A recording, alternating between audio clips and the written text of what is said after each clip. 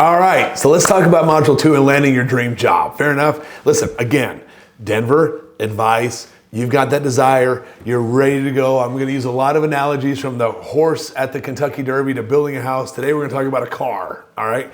The cars, you've got this car, this Ferrari, sitting in the garage. It's got a map, it's got a way, but it's still sitting in the garage. You haven't put it in drive and gone to your destination. This is how we're gonna do that, all right? Whether it's the house being built or the gate opening for the Kentucky Derby horse or the Ferrari going in drive, this is how you're gonna land your dream job, okay? This is how you're gonna do it. Now listen, when I illustrate this, it's kind of a weird way, but it sticks is how I do it, is you've got this desire and you want this job. You want this job really bad. It's kind of like this picture of a fox outside the literal hen house, right? You see this fox looking at these hens, and the hens, they're very protected, top, bottom, left, and right, and the fox would just love to get in. And the hens, know they're safe, and they're looking actually a little bit arrogant about the whole thing. And I sit there and say, listen, what would happen if I let that fox in the hen house for just 10 minutes of visitation, right? And everyone laughs because they know feathers would be flying and chickens would be dying, right? The fox would not need directions if I let him in the hen house. Here's the point. You're the fox outside of the hen house. You're the person outside of that building that you would love to be in. See, here's what I do for people like you, is I get you in that building. And when you get in that building, I don't need to give you directions on what you have to do. You know what to do. If I show you how to get into your Denver and into that dream job, after you've vetted it with advice and you have that desire raging through your veins, and I let you in there, I don't have to give you directions anymore because you just eat, just like the fox. That's what I show people, all right? So, how do you get in the hen house? That's the question. How do you get in the hen house? Well, you have to understand a basic principle. Everyone is asking it every day of their life, including you. They're asking this: why should I choose you? Listen, you're thinking it, we're all thinking it every day. We really are. You're thinking it right now. Something about me made you decide to choose this course to listen to and learn from. Listen, we're doing it every day, and you've got to get your head wrapped around this. Think about any friend you have, any significant other you have, any job, anything.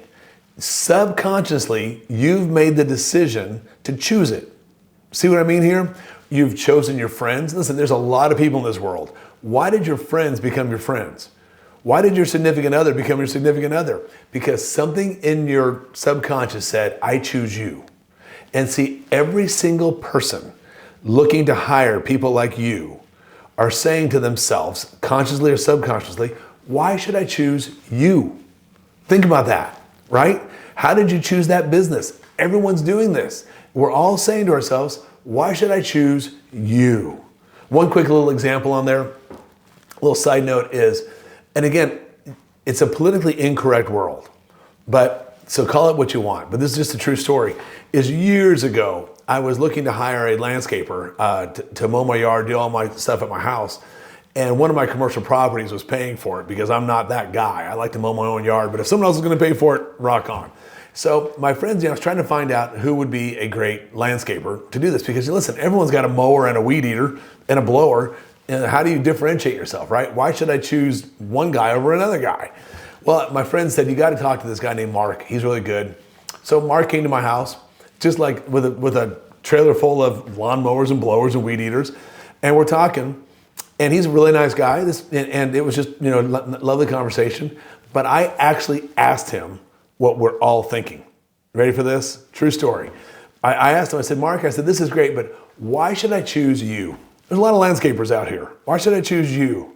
His answer went down in the history books. Without hesitation, he looked at me and said, Steve, he goes, I'll outwork any 3 Mexicans you can find. Now, usually the air sucks out of the room when I say that because people are like, oh my gosh, he's putting down Mexicans. No, I'm not. Mexicans work hard. And he's saying he'll take on 3 of the best Mexicans and outdo them by himself. That's a statement. And I was like, you know what? I got to see what that looks like. That was 9 years ago. He wasn't lying. He wasn't lying because he meant it, because he had the desire to go out and kick butt. And I chose him. Now he has a list of people wishing that he would do their work because they can't get to him because they all want that guy. We all want you if you can show us why we should choose you. And if once you get your head wrapped around the fact that it's going on in everyone's minds, including your own, everything will start to change for you. Now listen, the way we change this, okay, the way we get everything that we wanted, the way we get this Denver and live the life that we want, all right, and make the money that we need and go out there and kick butt and take names is what I'm known for, all right? I'm known for a lot of things, but this is one of the biggest ones, is what I call a moment of courage. And the moment of courage defines you. It defines why should I choose you. So in this next module, we're gonna go take what we deserve. So get ready for a moment of courage because it's coming right at you.